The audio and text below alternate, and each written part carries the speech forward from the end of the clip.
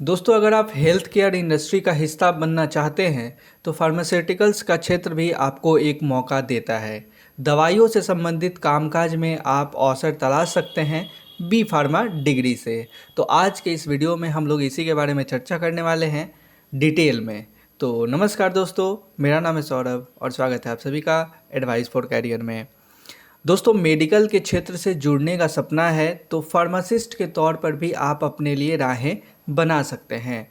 यहाँ यह भी जानना ज़रूरी है कि फार्मासिस्ट केवल दवाइयाँ बेचने या खरीदने का काम ही नहीं करते, बल्कि वे दवाइयों से संबंधित रिसर्च और मैन्युफैक्चरिंग आदि से भी जुड़े होते हैं। उनमें वैज्ञानिक दृष्टिकोण होना और सूक्ष्म बातों पर भी ध्यान देने का गुण होना ज़रूरी होता है।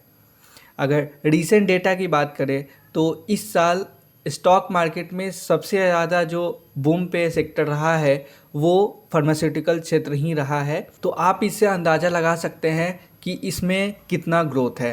तो आइए अब बात कर लेते हैं कि इस क्षेत्र में जाने के लिए क्या एलिजिबिलिटी क्राइटेरिया होती है। तो दोस्तों, फार्मासिस्ट बनने के लिए आपके पास बैचलर ऑफ फार्मेसी का डिप्लोमा या डिग्री होनी चाहिए और रिलेटेड सरकारी विभाग से परमिट भी प्राप्त हुआ हो।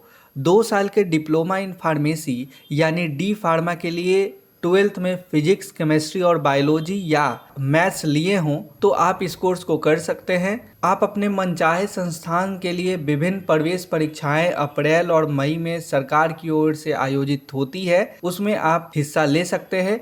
कुछ कॉलेज इंटरव्यू के आधार पर भी इस कोर्स में एडमिशन देते हैं। डिप्लोमा इन फार्मेसी के छात्र मेरिट के आधार पर बी फार्मा के दूसरे वर्ष में सीधा प्रवेश ले सकते हैं। वहीं बैचलर ऑफ फार्मेसी का कोर्स 3 से 4 साल का होता है। कुछ संस्थान नीट के स्कोर भी लेते हैं। इसकी प्रमुख प्रवेश परीक्षाओं में Manipal entrance test, BITSAT, national institute of pharmaceutical and research joint entrance exam, Karnataka entrance test इत्यादि है। एंट्रेंस एग्ज़ाम आमतौर पर मार्च या अप्रैल में होते हैं और इसकी फ़ी 4 लाख रुपए से 5 लाख रुपए के बीच होती है।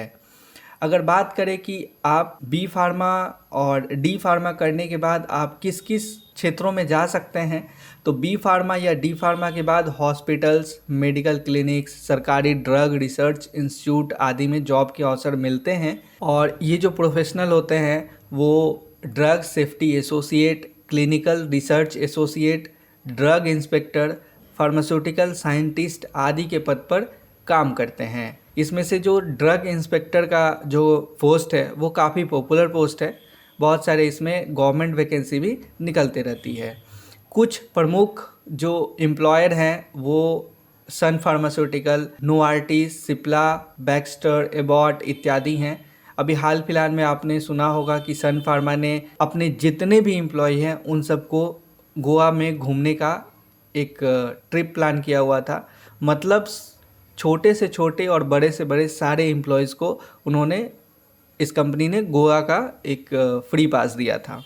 तो आप सोच सकते हैं कि इस क्षेत्र में काफ़ी ग्रोथ है और काफ़ी फ़ायदा है। फ़ायदे वाली जो सेक्टर है उसमें ये भी फार्मास्यूटिकल क्षेत्र आता है।